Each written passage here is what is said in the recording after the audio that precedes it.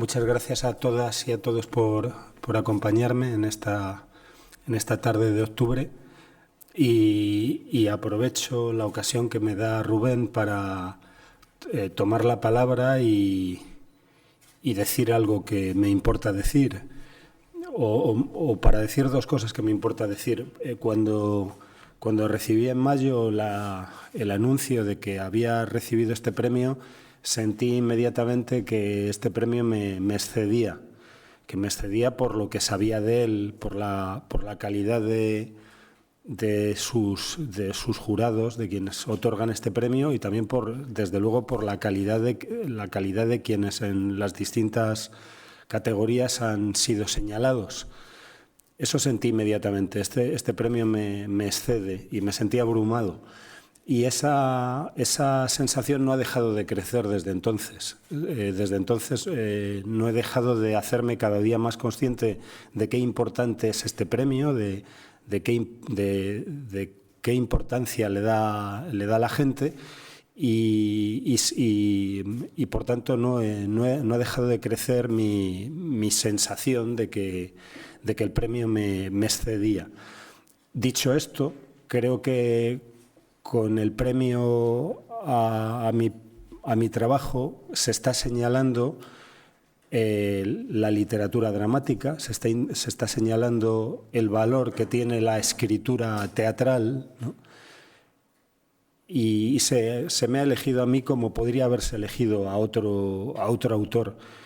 En todo caso, creo que es muy importante eso, ¿no? Que el premio señale a ese género liminar que es la literatura dramática, que es tan importante y lo es desde luego en un país que ha conocido a Lope, a Calderón, a Valle, a García Lorca, entre otros gigantes, ¿no? Y siendo tan importante en la literatura dramática, a veces no es considerada, no es arrinconada, ¿no? Y por otro lado se señala, yo creo que al teatro mismo, ¿no?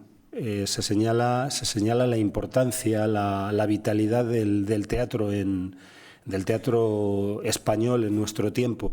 Y en este sentido siento que es un premio útil, que llama la atención sobre el teatro y sobre la literatura dramática españolas. Y hay algo más sobre lo que quería llamar la atención y que quiero compartir con ustedes.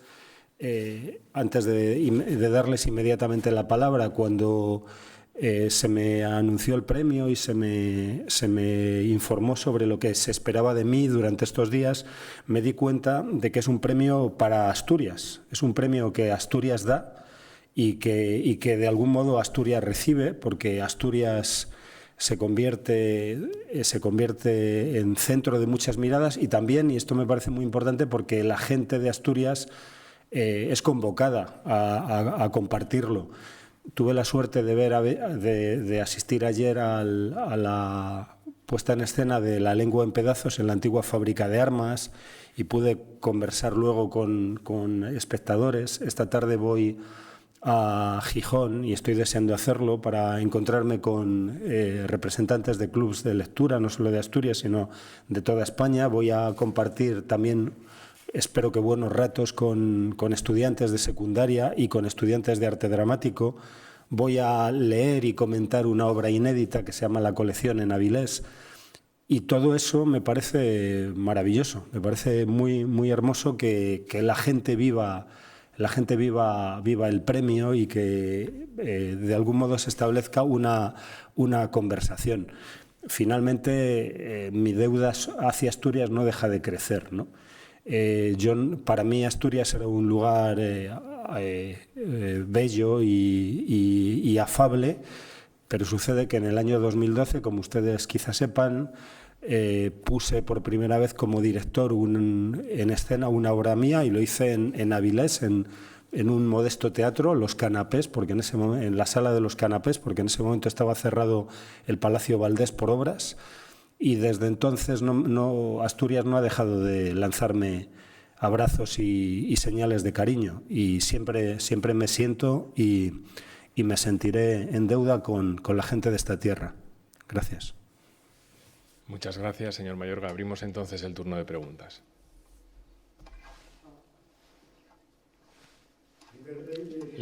Le van a pasar. Hola, soy Miguel Rey de Vivir Asturias. Dice que el arte dramático en teatro está un poco defenestrado. ¿Hasta dónde cree que un premio como este le puede impulsar hacia adelante? Yo creo que el teatro y la literatura dramática viven un momento interesante en España, ¿no?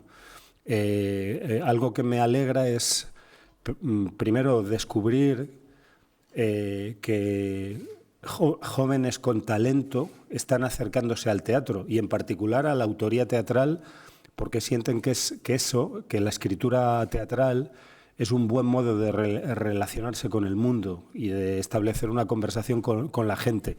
Y luego, por otro lado, están sucediendo cosas muy importantes en nuestros escenarios.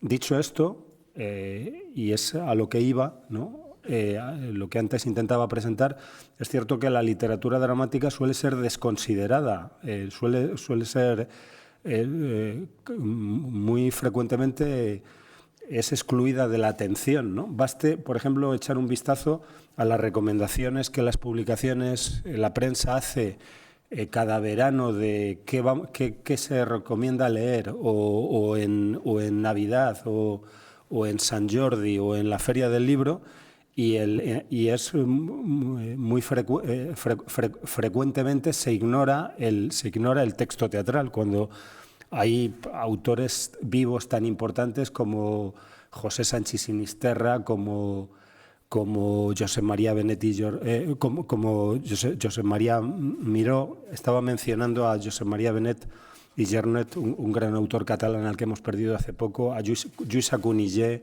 José Ramón Fernández, Alberto Conejero, Alfredo Sanzol, Pablo Remón. Hay autores, Lucía Carballal, hay autores interesantísimos y no, yo creo que merecerían, Ignacio El Moral, Ernesto Caballero, muchos autores muy interesantes que merecerían más atención. A eso me refiero. Algo que les contaré a ustedes una anécdota. Algo que me llamaba mucho la atención cuando hace unos años es que en cierta gran librería de Madrid, cuando se trataba de colocar el puesto para envolver los regalos, ¿no? A las personas que envolvían los regalos, los libros de regalo, los colocaban precisamente donde los libros de teatro, ¿no? O sea, era como el primer lugar que se sacrificaba, ¿no? Ponían ahí al mostrador y entonces los libros de teatro se convertían durante esos días en inaccesibles. Pero no quiero, estamos de fiesta, ¿no? Y no quiero insistir en algo, en un aspecto que a mi juicio es mejorable de la conversación cultural española, ¿no? Prefiero llamar la atención sobre lo positivo y es el hecho, antes que expresar eso, melancolía por la desatención de la literatura dramática, prefiero al contrario insistir en que me parece muy, muy importante que este jurado haya atendido a un autor de teatro, haya atendido a la escritura dramática. Eso me parece muy, muy importante y también me parece un elemento valioso de este premio, más allá de mi modesto trabajo. La agencia EFE nos ha hecho llegar una pregunta. ¿Qué aportan las matemáticas a la creación literaria? ¿En qué medida su formación en ese ámbito ha influido en su obra? Es cierto que estudié matemáticas y que luego fui 5 años profesor de secundaria de matemáticas y que las matemáticas me acompañan. Las matemáticas son una pasión para mí porque son una extraordinaria creación de la imaginación humana. Y a veces digo y me digo que las matemáticas me han educado como dramaturgo porque por distintas razones, pero acaso la más importante es que los matemáticos son capaces de encontrar expresiones muy simples para realidades muy complejas. Y tal cosa es la que intentamos hacer en el teatro, en los escenarios. El mejor actor es aquel que es capaz de dar cuenta del estado de su personaje con un gesto, ¿no? Y un dramaturgo ha de ser, y un escenógrafo ha de ser capaz también de dar cuenta de un espacio, acaso solo con un objeto y un y un director ha de ser capaz también de buscar la expresión más sencilla para expresar el valor de una situación. Y un dramaturgo, desde luego, ha de ser capaz de, acaso atribuyendo una acción, una frase a un personaje, dar cuenta de su misterio, de su luz o de su herida. Desde luego esto es lo que hacen los grandes, ¿no? Y en este sentido sí, las matemáticas me han de algún modo educado, ¿no? Por otro lado, la matemática es de algún modo un arte de observación de las formas y de la relación entre las formas, ¿no? Y tal cosa es también la dramaturgia, un arte de la observación de la forma y de la relación entre las formas.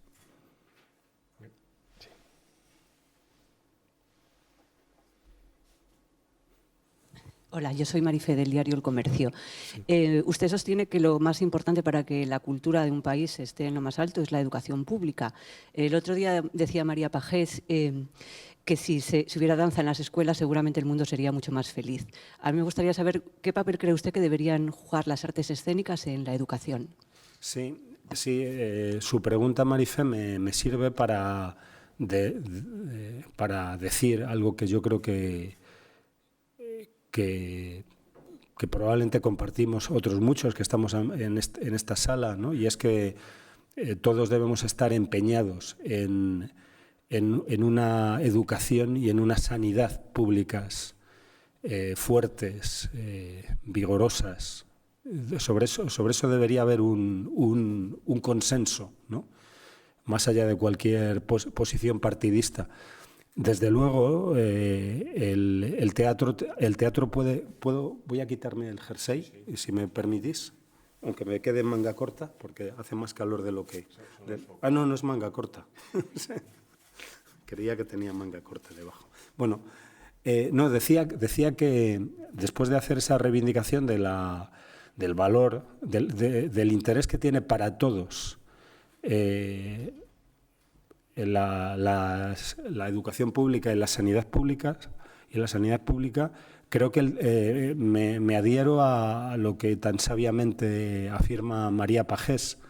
Para mí es un honor, por cierto, compartir este premio o haber sido premiado en el mismo año que lo han sido, entre otros, María Pagés y Carmen Linares. Dicho sea de paso, dos grandes de los escenarios. Dice bien María Pagés, sería muy importante que la danza estuviese en la escuela, ¿no? Ojalá yo hubiera danzado en la escuela, ¿no?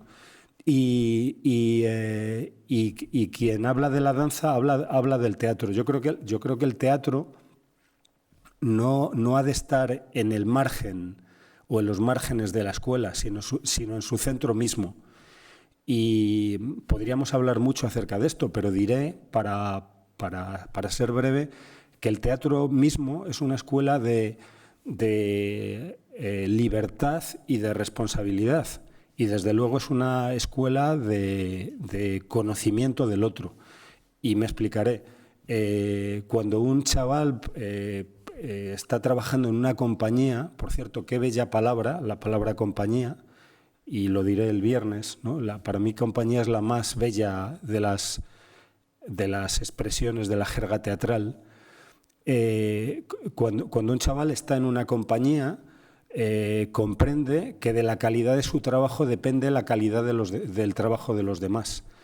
El chaval que está en una compañía, el chaval o la chavala que está en una compañía saben que han de ser puntuales, porque la puntualidad en teatro es un valor moral, ¿no? La puntualidad no es un valor moral. Si no estás tú, la compañía no arranca, ¿no? Y además has de estar ahí por respeto a ti mismo, pero también por respeto a los demás. Y has de haber estudiado tu papel, ¿no? Y has de recordar lo que se ensayó el día anterior. Es decir, es una escuela de responsabilidad, pero también es una escuela de libertad, porque ningún ser humano dice... Si yo digo ahora una frase y les pidiese a ustedes que la pronunciasen, ¿no? Cada uno de ustedes la pronunciaría de una forma distinta, porque cada ser humano tiene una huella digital en su pronunciación, en la valoración de las palabras. La palabra madre no es lo mismo, no significa lo mismo para dos de entre nosotros, ni la palabra padre, ni la palabra hijo, ni la palabra libertad, ni la palabra amor, ni la palabra desamor, ¿no? De forma que el chaval va a poder llevar esas palabras o esos gestos o esas acciones, va a hacerlas suyas, va a apropiarse de ellas. En este sentido, el teatro es un espacio de libertad, pero además es un espacio de conocimiento del otro. Es decir, por ejemplo, si un chaval ha de representar a un emigrante sin papeles, ¿no?, probablemente va a tener que hacer un viaje desde sí hacia otra realidad que va a tener cuando menos que intentar imaginar, ¿no? Es decir, el teatro nos pone en lugar del otro, ¿no? O más bien nos pone en lugar de otros que podemos ser nosotros mismos. Es decir, el teatro es el lugar en que podemos encontrar otras posibilidades de nosotros, ¿no? Y por tanto, yo no creo que algún día el teatro habría de estar en el centro del hecho educativo y no en sus márgenes, no solo en las llamadas actividades extraescolares, sino precisamente en el centro mismo de la escuela. Y sobre esto podríamos hablar mucho. Bueno, yo tengo me siento honrado de ser presidente del consejo asesor de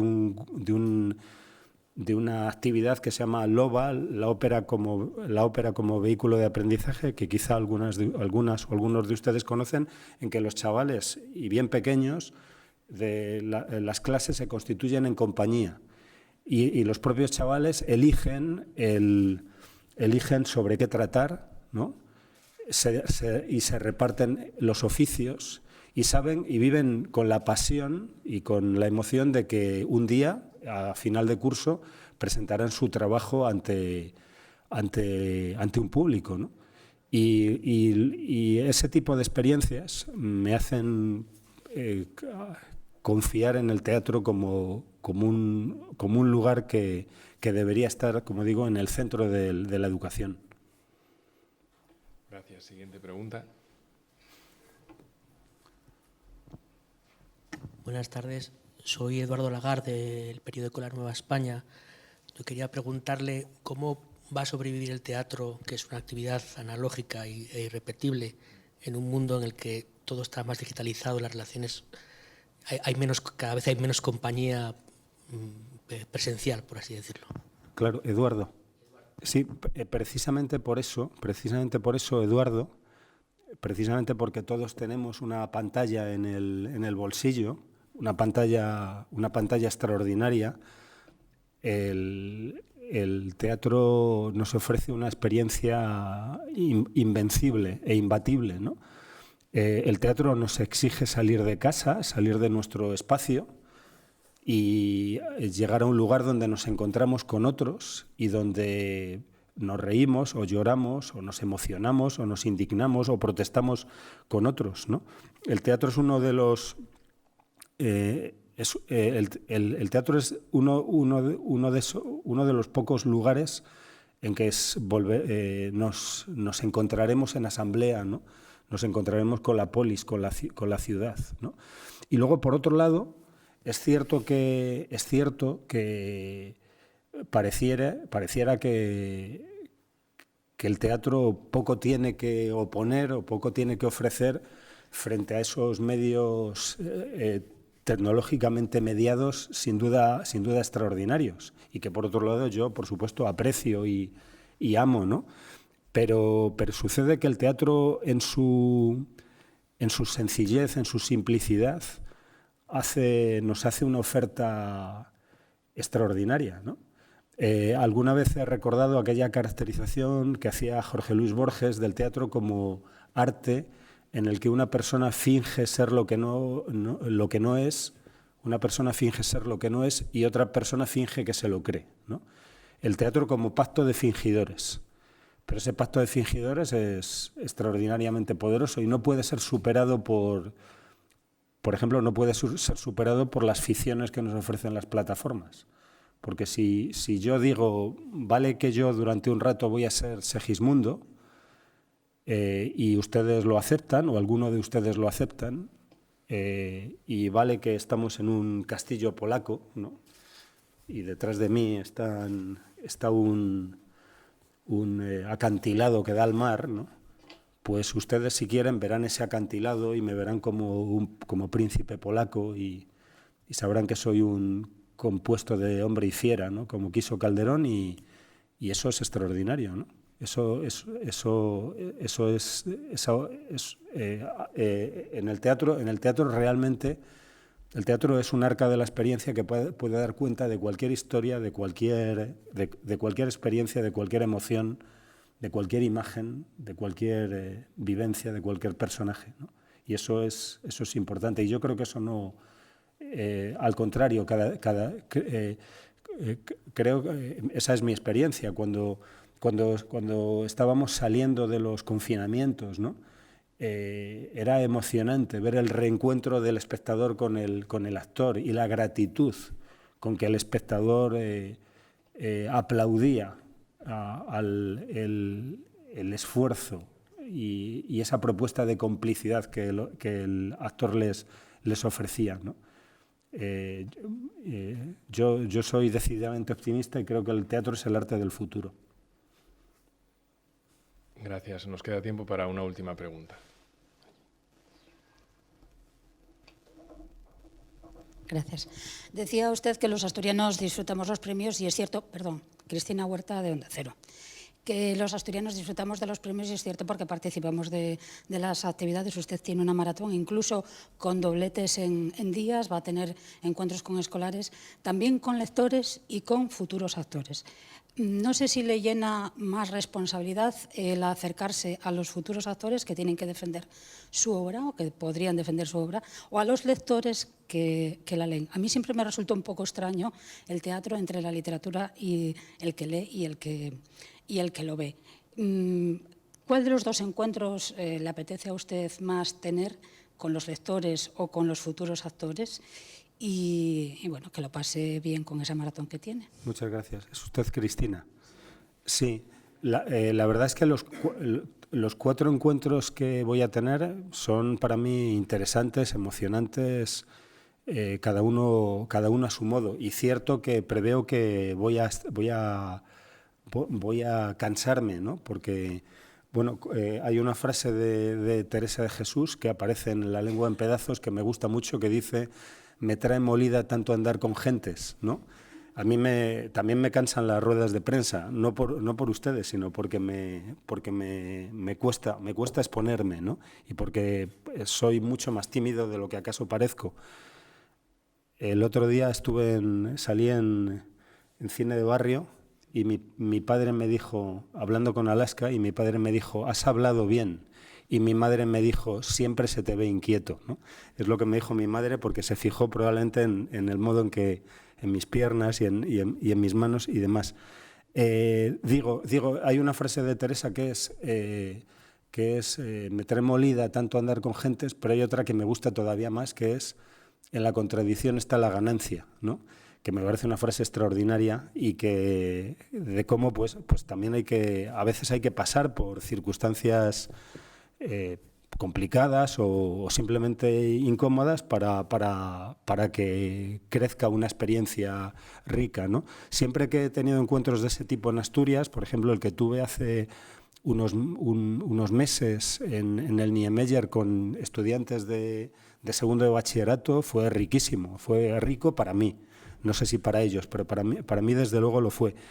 Esta tarde me voy a encontrar con lectores en Gijón, ¿no?